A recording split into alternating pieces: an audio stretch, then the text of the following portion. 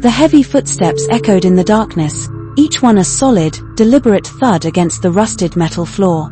It wasn't the whisper of a ghost, it was the sound of something real, something physical, moving toward me.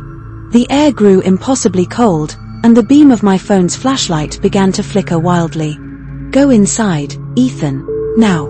Mireya's voice shrieked, no longer a soft whisper but a desperate cry from within the mirror in my pocket.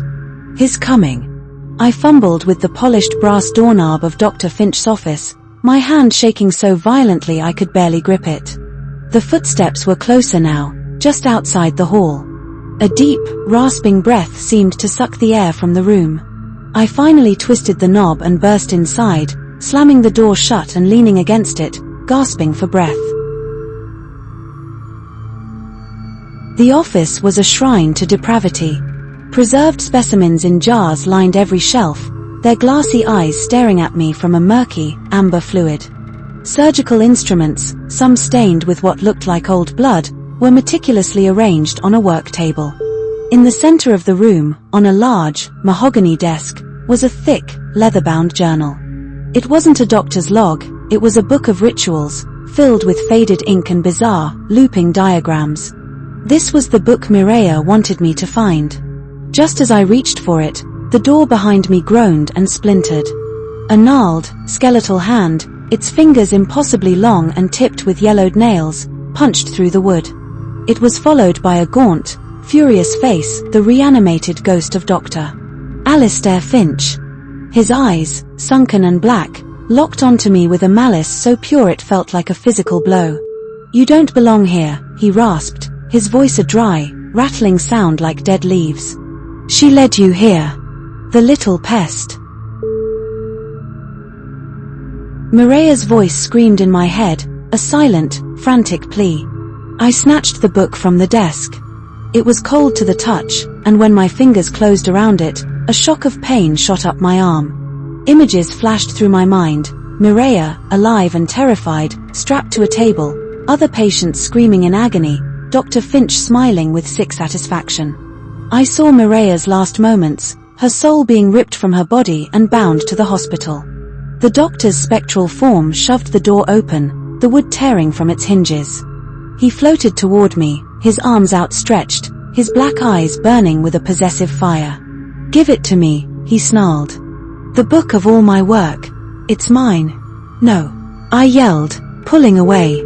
Mireya's silent voice resonated in my mind, a sudden, clear thought. "You must send him away. You must use the book. But if you do, if you use its power to end him, I will be bound here forever. You can't save us both." The tragic truth hit me with the force of a physical blow. The very thing that could free my mother would seal Mireya's fate. I could save my mom, or I could try to save the ghost I had come to care for, the girl who had guided me through the darkness.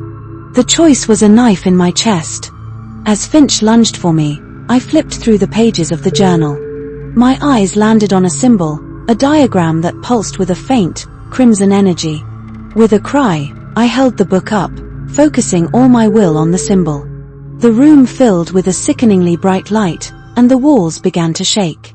Finch shrieked, a sound of pure hatred and pain, as the light ripped into him, tearing him apart.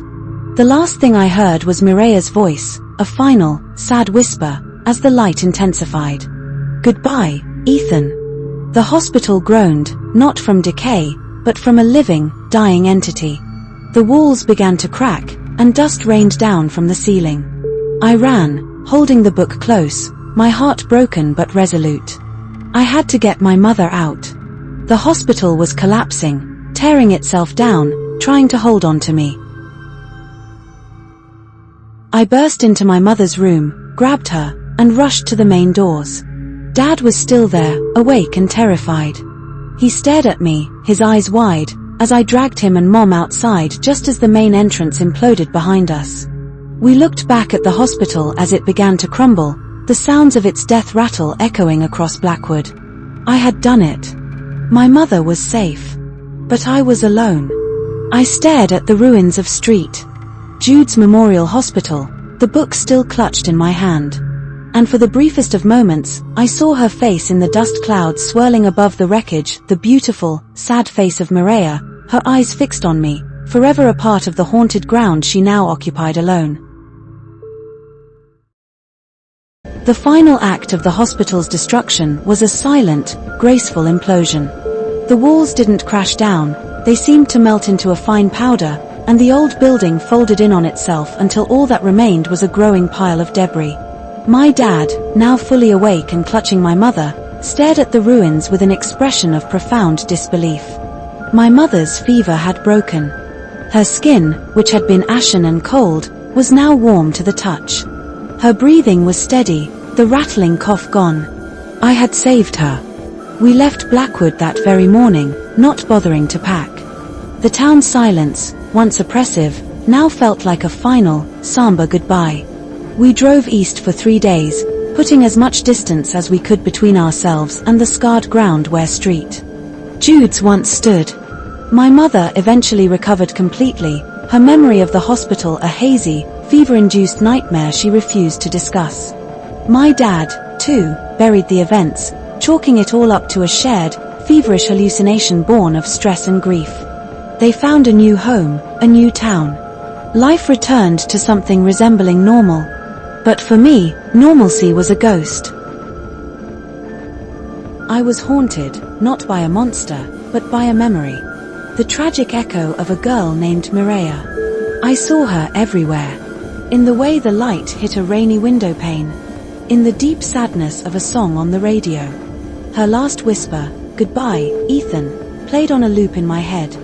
My parents would ask if I was okay, and I would smile and say yes, a perfect lie.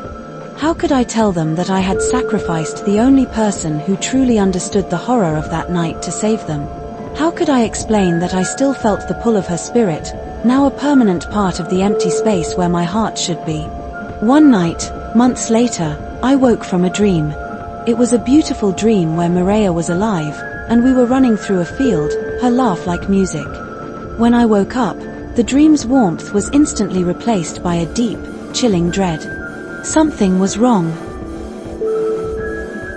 I went to the bathroom, and in the mirror, I saw my own reflection. But it wasn't quite right.